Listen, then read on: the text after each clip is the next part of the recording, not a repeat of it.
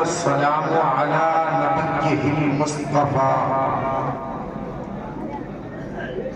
وعلى آله وأصحابه نجوم الهدى وعلى جميع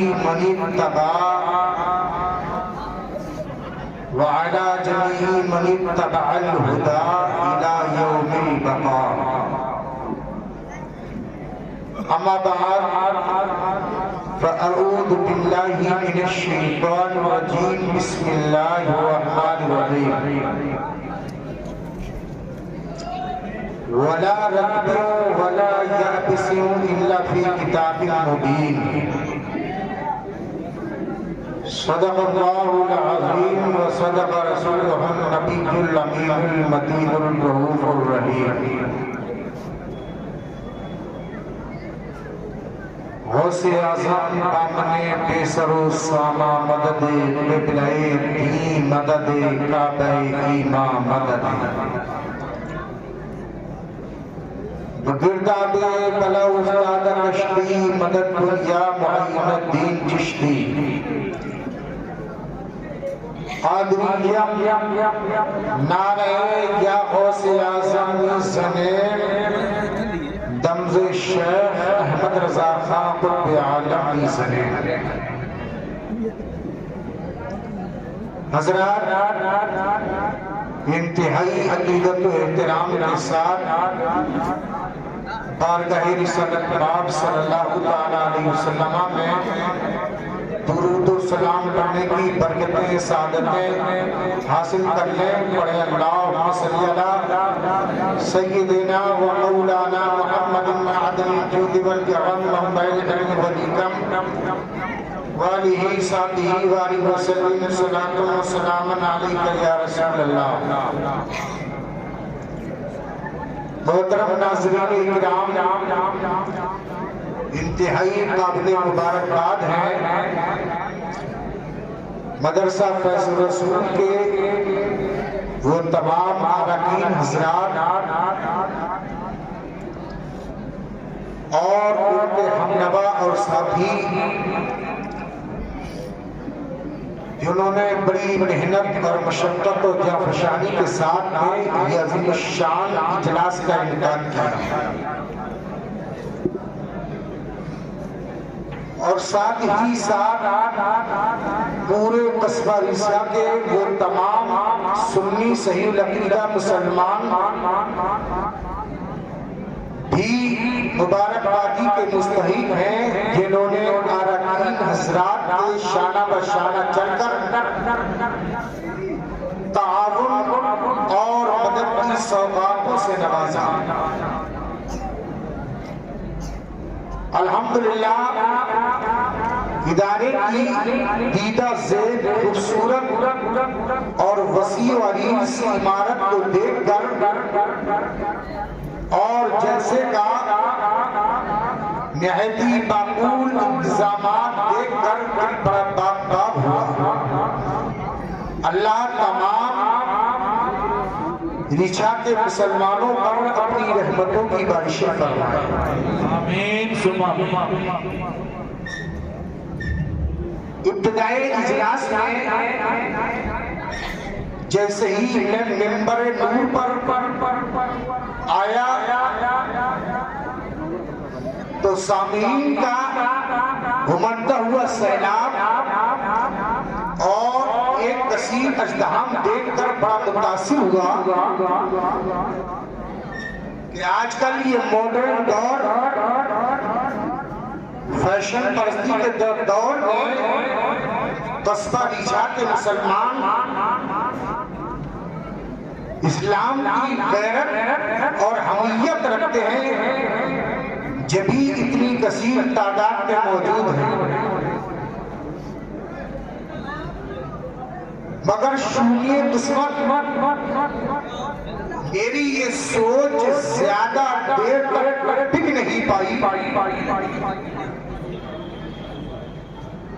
جس طریقے سے چائے کے اندر تیز آنچ کے بعد میں بڑا تیز ابال آتا ہے اور گیس کرنے کے بعد فوراً پانی کا ابال ٹھنڈا پڑ جاتا ہے. شاید شروع میں جو حضرات آئے تھے وہ جلسہ سننے نہیں آئے تھے بلکہ جلسہ دیکھنے آئے تھے اور وہ دیکھ بھال کر چلے بھی گئے. اب یہ چند حضرات جو جا بجا بیچ بیچ میں نمونے کے طور بیٹھے ہوئے ہیں, مجھے ان کے اداس چہروں پر بھی بڑا ترس آ رہا ہے. شاید آپ یہ سوچ رہے ہیں کہ کتنی دیر میں ان حضرات سے ہمارا پیچھا چھوٹے اور ہم اپنے گھر جائیں. مجھے آپ کے اٹھے ہوئے چہروں کا احساس رہے گا اور میں زبردستی تقریر سنانے کا عادی نہیں. محترم استاد الحفاظ حضرت مولانا اختر حسین صاحب قبلہ نوری اور تمام اراکین فیض الرسول کا اصرار تھا. مجھے آنا ہوا حالانکہ مظہر اسلام میں سالانہ امتحانات چل رہے ہیں اور میں ان کی محبتوں کو سلام کرتا ہوں. واقعتاً مدرسے کی سرحدوں میں داخل ہوتے ہی میں ایک اچنبے میں رہ گیا کہ قصبہ ریشہ کے اندر اتنا عظیم پیمانے پر بنا ہوا یہ ادارہ ضرور اس میں کسی غیبی قوتوں کا حال ہے. اللہ تعالیٰ دین کے اس لہلہاتے ہوئے گلشن کو صبح قیامت تک آباد رکھے. آمین. حضرات گرامی بڑی ایمانداری کے ساتھ میں بتائیں, تھوڑی دیر اگر آپ برداشت کر سکیں تو میں کچھ کہوں. کتنے لوگ برداشت کر نہیں پائیں گے وہ ہاتھ اٹھائیں. اچھا کتنے لوگ برداشت کرنے کو تیار ہیں وہ بتا دیں. سبحان اٹھائیں. سبحان اللہ, سبحان اللہ, زندہ باد, زندہ باد. اور اتنی زوردار نظامت اور اتنی سنگین اور خطرناک نظامت, اس میں بھی اگر آپ بیدار نہ ہو سکے تو کسی کے باپ کے بس کی بات نہیں کہ آپ کو بیدار کر سکے. ہمارے ناظم اجلاس ان کی نظامت اور نظامت کے پلس خطابت دونوں کے جوہر دیکھنے کے بعد ایسا محسوس ہوا کہ اگر میں ممتحن ہوتا تو نمبر 100 کے 100 دیتا.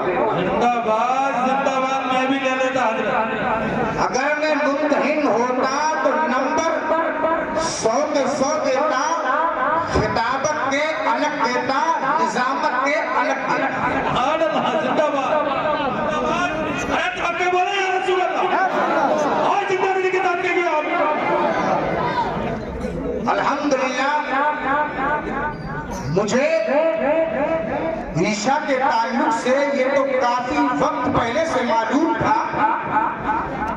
یہاں الحمدللہ تعلیم یافتہ لوگ رہتے ہیں, دانشور طبقہ رہتا ہے اور ان کی دانش مندی کا بہترین ثبوت آج کے اجلاس کی یہ سرخی ہے تعلیمی کانفرنس, جس کی ذیلی سرخی دستار بندی بھی ہے.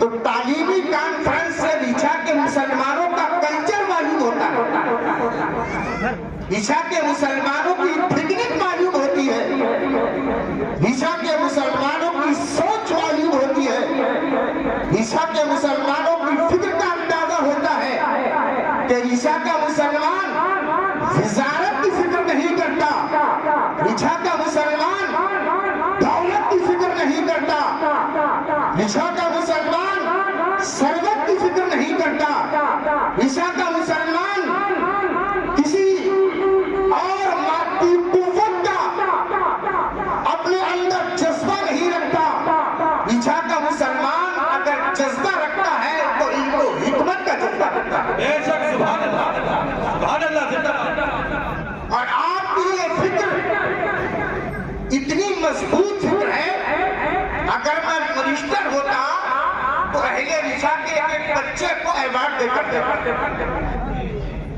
اس لیے کہ علم وہ بنیادی چیز ہے،